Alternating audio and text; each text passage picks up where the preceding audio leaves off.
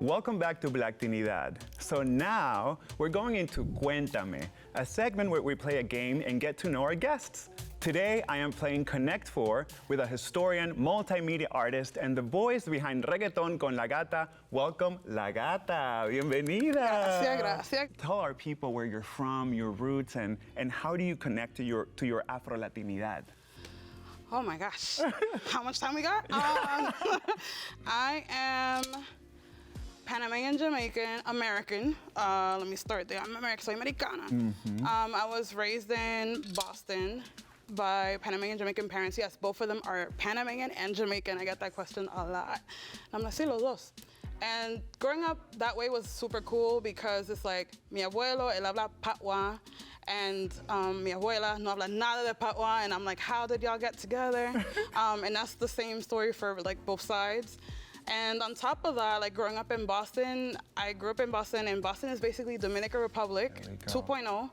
I don't know what meeting the Banilejos had, but they were like, we're gonna go to Boston, we're gonna take over. And like, they're like the #1 immigrant group in Massachusetts. So like, it's inevitable. If you hear me with a little like Dominican flair, like, soy dominicana de corazón, no sé qué decirte, no sé qué decirte. Pa' que lo sepa, pa' que lo sepa. What a beautiful mix of, you know, Jamaica, Panama, Dominican Republic. And when you bring all those flavors together, you get excellent food, but you also get great music.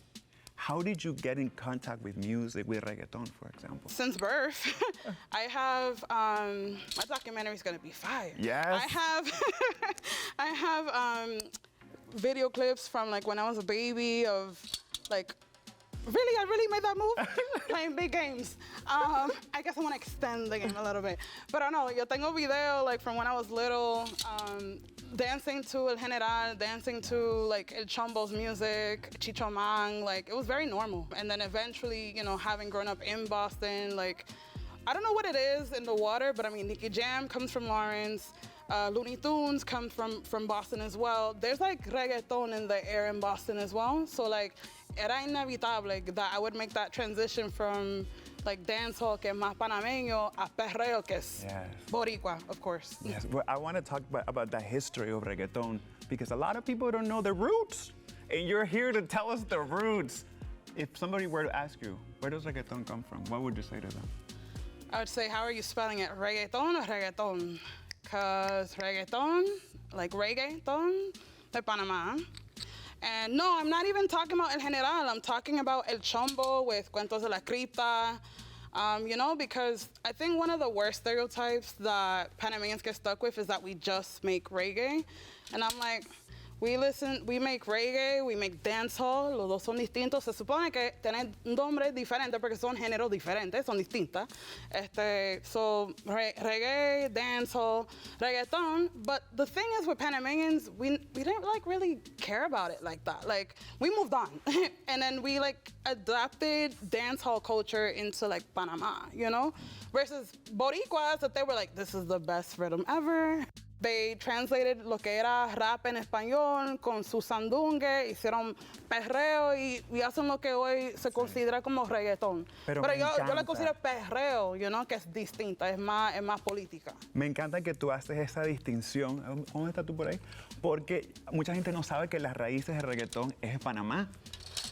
And I love that you put that front and center. And your work as an educator, as a historian, as a cultural shifter is really about telling us that. Tell us about your Perreo 101 tour. What do you do in your Perreo 101 tour? Hi. So, además de perrear. So yes, but Perreo 101, so just to backtrace a little bit. And also, yes, Panama, but Jamaica. Yes. I do want to give flowers to Jamaica. Jamaica and Dominican Republic. You know, like we would not have the reggaeton we have today. Nicky Jam's Dominican, Looney Tunes is Dominican. Like, if we made that list of who's half and half, it just wasn't popular back then to like reconocerlo. Yeah. Pero los domi, they were always there. Yeah. You know, I just quiero dar la flor a los domi. Disclaimer. Perreo 101 is, it's like such a beautiful manifestation. You know, like there was a lot of like wars on Twitter. Rest in peace, Twitter. Because what's going on right now? R.I.P. This is not Twitter, this is X. It's a whole different culture. But on Twitter, there's so many arguments like, oh, who made it? Why? Who did what? And I basically like facilitated a lot of discourse, you know, between the diaspora, right? Lo Bori, lo Domi, lo Panameño. And look, all of our opinions don't matter. What matters are the stories of the people who are actually there, you know, like Nijo. Like when I speak, I like to think that it's not my opinion per se. I am quoting un reggaetonero who was actually there, you know? Soy historiadora, esto no es farándula. Yeah. So, you know, I feel like Perreo 101 quelled a lot of arguments online, and it evolved into a podcast because someone DM'd me like, Gata, stop tweeting your ideas. Opa. Record it, put it in a podcast. I was like, what's a podcast? I didn't know what a podcast was. I never thought to like record myself and post it. I'm like, that's weird, but okay. And it changed my life. Your last episode brought the LGBTQ community front and center. Yeah. And I love that because sometimes our community doesn't have a seat at the table. No. And you're doing that work of bringing us front and center. So I want to say thank you first and foremost. Absolutely. If we don't see us, who will? You know, like I feel like queer people, we have always been a part of the conversation. Yes. We may not have been centered, pero se supone que las maricas perren. Las maricas perrean. When I saw that on your podcast. Connect for it. Oh, you did it! Perfect. Las maricas perrean.